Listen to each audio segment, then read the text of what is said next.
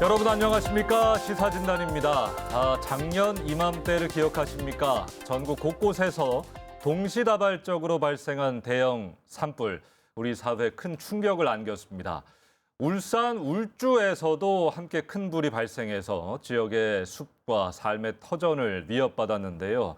산불이 지나간 자리는 아직 회복의 시간을 이어가고 있습니다. 자, 오늘 시사진단은 대형 산불 이후 1년을 좀 돌아보면서요. 피해와 복구 상황 짚어보도록 하겠습니다. 또 산불 원인과 대응 과제도 함께 살펴보도록 하죠. 오늘 두 분 모셨습니다. 먼저 김환근 울산시 녹지공원과 산림팀장 나오셨네요. 어서 오십시오. 안녕하십니까. 그리고 홍석환 부산대학교 조경학과 교수와 함께합니다. 어서 오십시오. 네, 안녕하세요. 네, 두 분 반갑습니다. 요즘은 이제 비가 조금만 와도 그렇게 반가울 수가 없어요. 산불이 좀 많이 나다 보니까.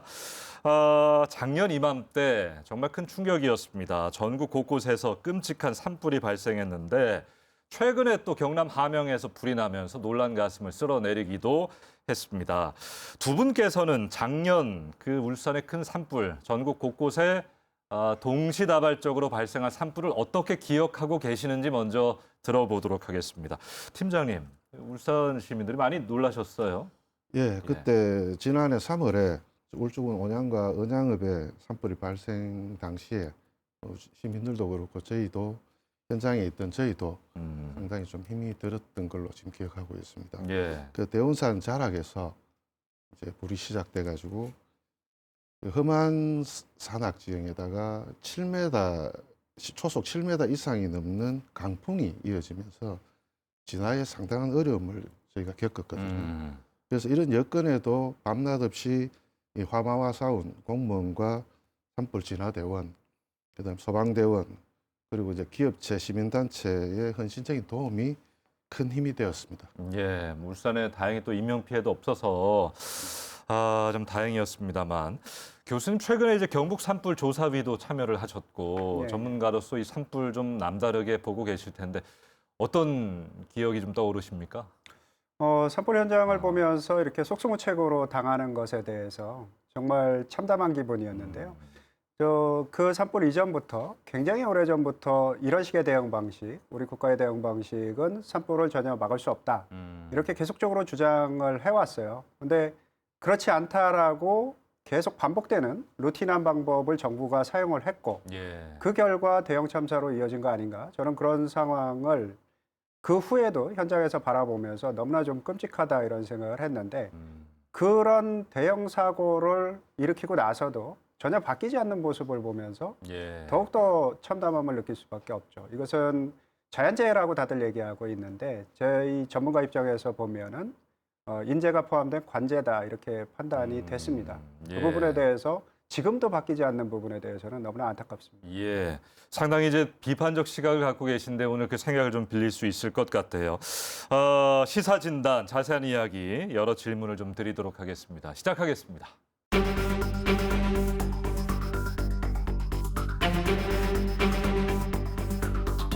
그때 당시만 해도 현장에 강한 돌풍이 일어나서 이제 화재가 걷잡을 수 없을 정도로 확산되고 있는 상황이었습니다. 입사한 지 7년 정도 됐는데 지금 화장실 산불이 제가 느꼈던 산불 중에서는 제일 큰 산불로 지금 기억하고 있고요.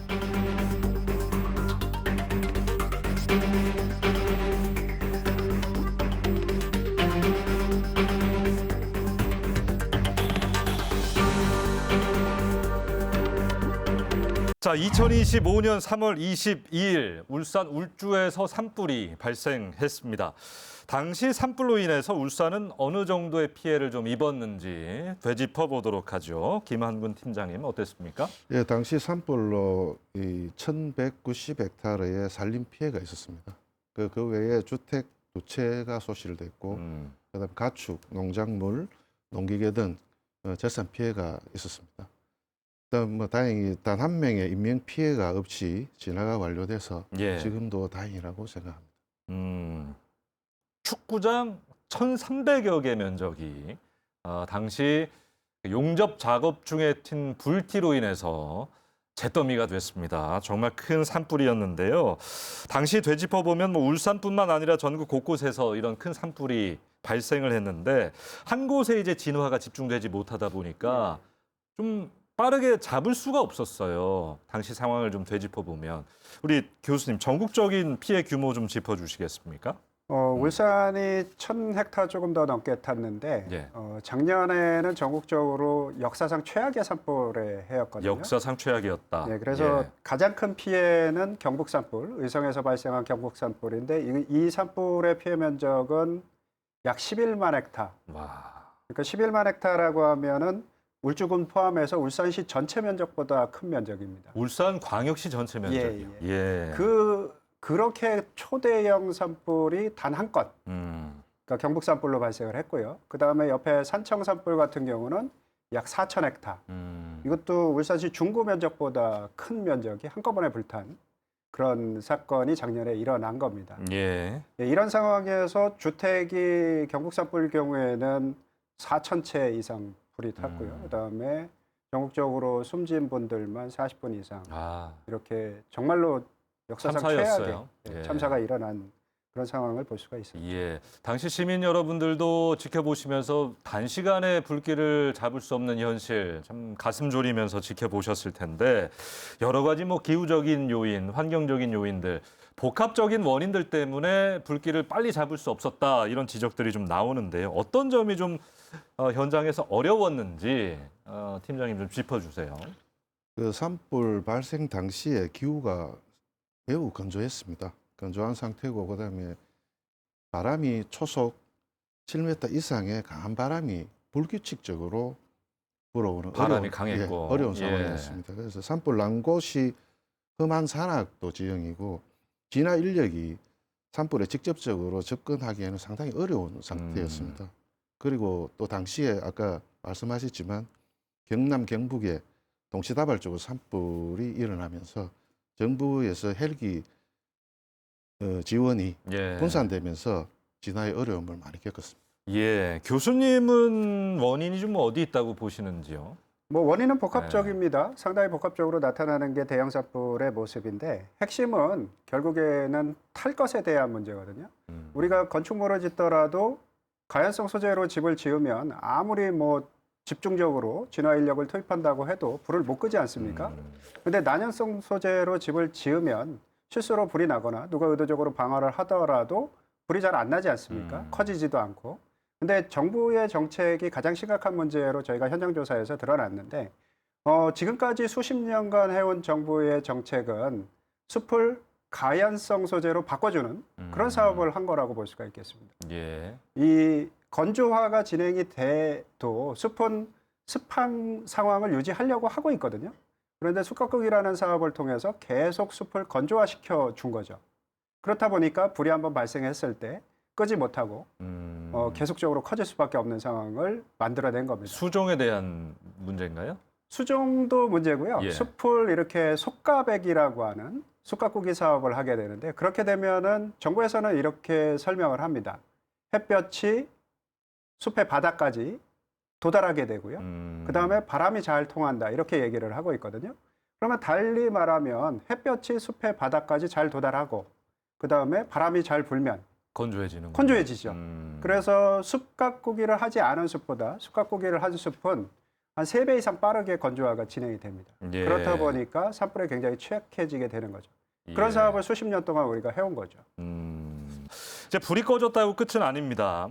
이제 지자체에서는 뭐 피해를 입은 주민들 보호부터 재발 방지 또 훼손된 산림 복구 여러 가지 이제 챙길 부분들이 많은데 현재 좀 어떻게 진행이 되고 있습니까? 당시 산불로 피해 입은 분들은 정부의 지원과 그다음에 자원봉사단체, 시민단체 등의 도움으로 예. 보호 활동을 잘 마무리할 수 있었습니다. 산림 복구는 위험목 제거, 그다음에 사방 사업, 복구 조림 등으로 이루어지는데요. 산불로 고사된 위험목 제거는 완료를 했습니다. 예. 했고 사방 사업은 필요한 곳이 총 6개소인데 그 중에 3개소는 완료를 했고 3개소는 올해 6월까지 마무리할 계획입니다. 예. 그리고 복구 조림은 올해를 시작으로 내년까지 아마 마무리할 것으로 저희가 예상하고 있습니다. 예. 그 산불 이후에 이제 뭐 언론 등을 통해서 시민들께서 이 침엽수 문제, 아까 교수님도 이야기하셨습니다만 뭐 송진이나 솔방울 같은 게 불쏘시개 역할을 했다, 불에 좀 취약하다 이런 얘기들을 많이 들으셨을 텐데요. 이후에 어떤 수목 식재의 방향성이 좀 달라졌습니까? 현재 상황은 좀 어떤지 궁금해요. 예, 지금 저희도 지금 우리 시에서도 예전부터 침엽수림을 뭐 이렇게 산에 조림을 하거나 이런 예. 부분들은 저희가 좀 버리고 지금 현재 산불이나 이런 데 강한 수정용 활엽수로 지금 현재 식재를 지금 권장하고 있고요. 예. 식재도 하고 있습니다. 그래서 우리 시 산림 특징은 전체 산림 면적이 62,000헥타입니다. 62,000헥타인데 침엽수림이 24,000헥타, 그다음 활엽수림이 15,000헥타, 예. 그다음 기타 혼요림이 23,000헥타로 이루어져 있습니다. 산불이 취약한 침엽수림은 산림 면적이 한 39% 정도로 보시면 되겠습니다. 예. 그리고 복구 조림 그 기본 계획은 작년에 울주군에서 용역을 실시해가지고 수립이 된 상태입니다. 그 산불에 강한 산림 조성을 위해 가지고 참나무 등 활엽수로 이제 전면 식재할 계획이고, 복구 대상 사유지는 446헥타 중에 그 자연 복원이 가능한 369헥타는 자연 복원으로, 그다음에 활엽수 인공 조림을 77헥타를 할 계획입니다. 예, 어쨌든 방향성은 분명히 좀 틀어졌다라고 보여지는군요. 알겠습니다. 다음으로 넘어가서 숲 보호 대책 이야기를 좀 해보죠.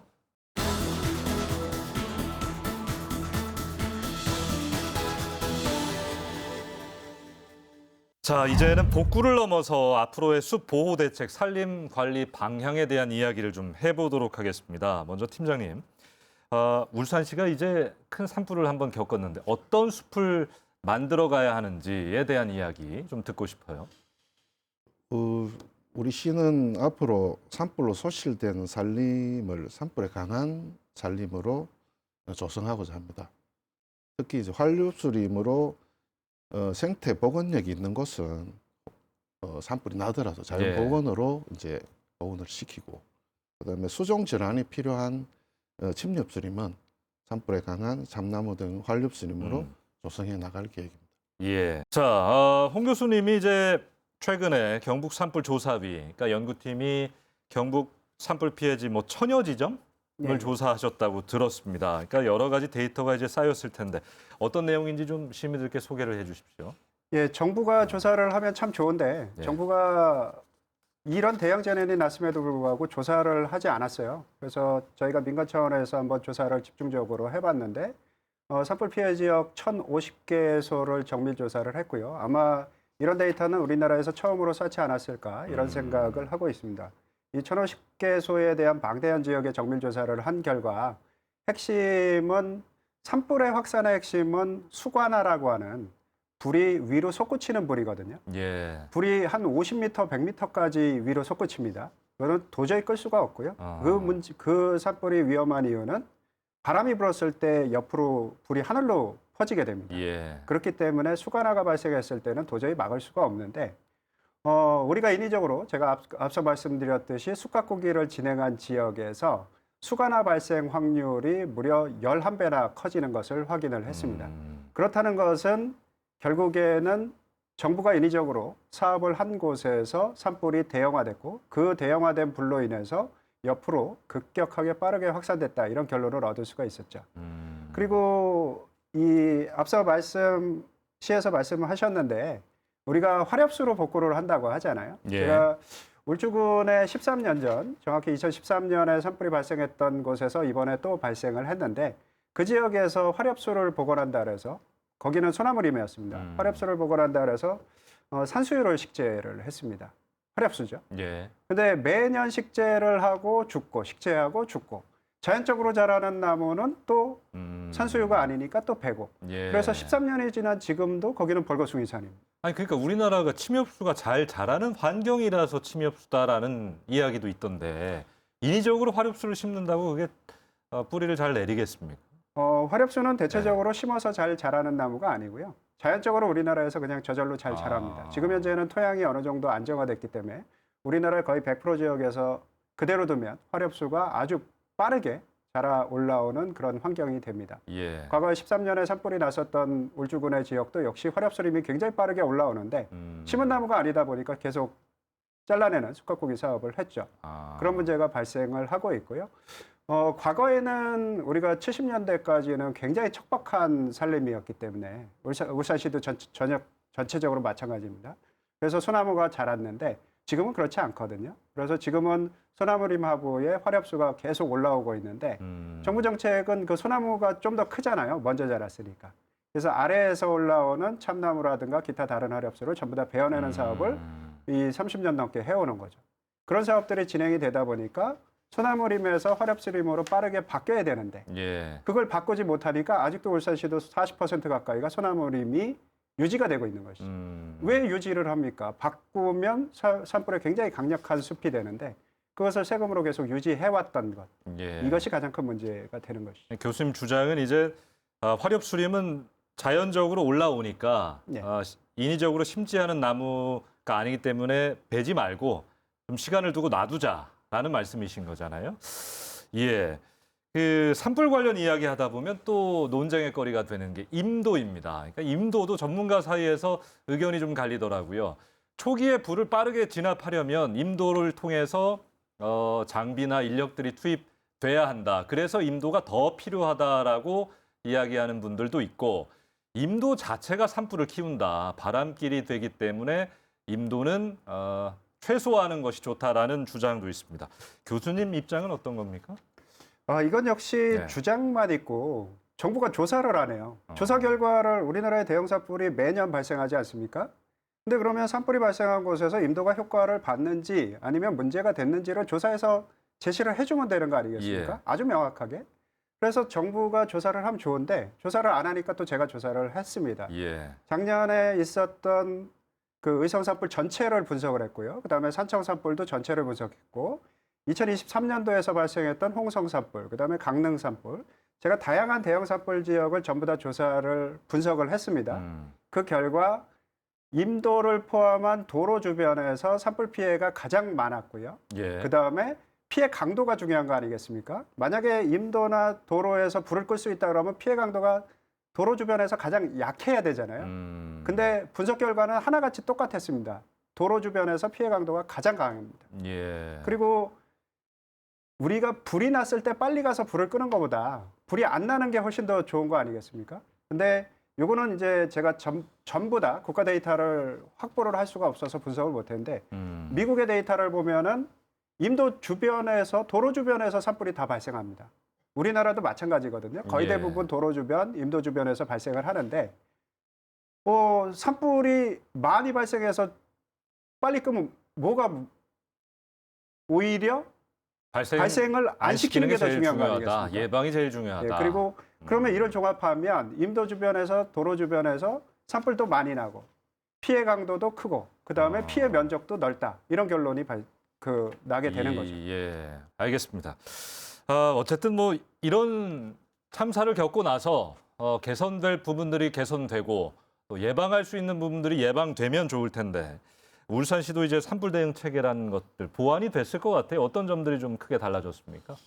우선 산불 발생 시에 신속하게 대응하기 위해 가지고 지금 현재 정부와 함께 산불 대응 단계가 바뀌었습니다. 예. 기존 4단계의 산불 대응 단계를 3단계로 줄였고요. 초기 대응과 100헥타 미만은 구군에서 대응을 하게 됩니다. 100헥타 이상으로 확산 시에는 광역시에서 대응을 하게 되고요. 특히 초기 산불이라도 대형화 우려가 있을 때는 초기 대응부터 정부에서 산불 진화 지휘를 담당하는 것으로 개편되어 있습니다. 초기 대응 때부터 우려가 높을 때는 정부가 담당한다. 네. 예. 그리고 산불 예방과 진화의 신속한 대응을 위해서 우리 시에서는 산림재난 대응센터 건립을 추진 중에 있습니다. 향후 진화 헬기 계류장, 산불 전문 진화대 등 진화 인력 운영과 그 교육 장소로 활용할 계획입니다. 예. 그리고 문화재 사찰 등 산림 내 중요 시설에 대한 사전 보호 조치로 시설 주변에 대형 스프링쿨러 형태의 산불 소화 시설 설치를 확대하고 있습니다. 작년은 울주군 대운산 내원암에 소화 시설을 설치를 했습니다. 올해는 울주군 문수산의 문수사에도 설치할 계획입니다. 그리고 매년 설치를 확대해 나갈 계획입니다. 예. 이게 교수님 우리나라뿐 아니라 뭐 외국에서 이제 대형 산불들 나는 걸 보면 네. 정말 지금까지 보지 못했던 규모. 그러니까 금방 끄지도 못하고 그 규모도 엄청나고 기후 변화로 이 기후 재난의 한 축으로 산불이 자리 잡고 있는 상황인데 이게 단순 대응을 넘어서 뭔가 큰 변화가 필요하지 않나 이런 생각도 좀 들어요. 교수님은 어떤 게 좀 변화해야 한다고 보십니까? 우리가 산불이 발생하면 정부는 딱 하는 말이 하나밖에 없습니다. 예. 기후변화로 인해서 불을 못 껐다. 속수무책이었다. 이런 얘기를 합니다. 그러면 앞으로 기후변화가 일어난다는 것은 산불을 못 끈다는 얘기랑 동일합니다. 예. 앞으로도 산불이 발생하면 우리나라는 못 끕니다. 그냥 정부는 무책임하게 기후변화 때문이다. 강풍이 불었다. 5m per 원인 중에 세컨드 하나로 분석할 예. 수는 있죠. 그런 그게. 예. 것들이 강풍이 아니거든요. 근데 지금은 무조건 강풍이라고 얘기를 하고 있습니다. 근데 이것은 근본적으로 우리가 좀 살펴봐야 되는데 기후변화가 산불을 키우는가? 이 질문을 먼저 해야 됩니다. 근데 우리나라는 기후변화로 인해서 산불이 줄어들어야 되는 나라예요. 모든 나라가 기후변화가 동일하게 오는 건 아니지 않습니까? 근데 우리나라는 기후변화로 인해서 어떤 방식이 바뀌냐 그러면 아까 가연성 소재가 난연성 소재로 바뀌면 불이 안 난다 그랬지 않았습니까? 예. 근데 숲이 가연성 숲에서 기후변화로 인해서 난연성 숲으로 굉장히 빠르게 변화합니다. 아, 기후 변화 자체가 그 변화를 일으킨다고요? 예, 아마 이런 말씀을 들어봤을 겁니다. 기후변화로 인해서 소나무림이 쇠퇴한다. 소나무림이 쇠퇴하는 것은 화렵수림이 증가한다는 얘기거든요. 예. 그래서 기후변화로 인해서 우리가 굉장히 빠르게 소나무림이 화렵수림으로 바뀌게 되는데 이걸 막은 것이 정부의 정책이라는 것이죠. 그래서 이거를 막는 행위가 국민의 예사 세금으로 굉장히 많이 들어가게 되는데 이것을 쓰지 않는 나라가 있습니다. 중국과 일본. 기후변화는 중국과 일본이 우리나라가 중국과 일본의 딱 중간 정도 오지 않겠습니까? 거의 비슷한데. 근데 중국은 1990년대 중반부터 최근까지 산불 피해 면적이 약 50% 급감했습니다. 그럼 우리는 급증을 하는데 중국은 급감을 해요. 일본도 1970년대 중반부터 현재까지 일본은 더 극단적으로 급감하는데요. 90% 가까이 급감을 합니다. 그러면 중국과 일본은 급감을 하는데 우리는 급증을 합니다. 근데 정부는 기후변화 때문이다. 예. 그럼 중국, 일본은 기후변화 때문에 급감을 하고 우리나라는 급증을 하나요? 말이 안 되잖아요.